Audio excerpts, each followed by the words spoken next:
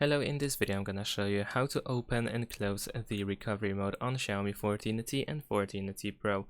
So in order to open the recovery mode, first we need to turn off our device, so you can press the power button and volume up button in order to open the power menu and then slide to power off. And after that, once the device is turned off, you want to hold the power button and volume up button at the same time until you will see the logo.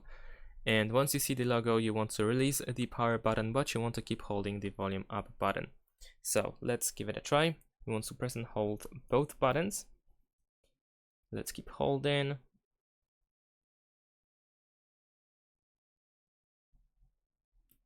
There we go. Now we can release the power button so that now I'm holding only the volume up button. And there we go. Now we are in the recovery mode. Now in order to exit the recovery mode, what you need to do is simply choose reboot. Of course, you can navigate by using volume up and volume down on the right side. This is how you can go up and down. And in order to choose the option, you want to use the power button. So if you want to exit the recovery mode, simply choose the power button. Press the power button. And then once again, choose reboot to system. And there you go. Now your device should restart to the normal mode.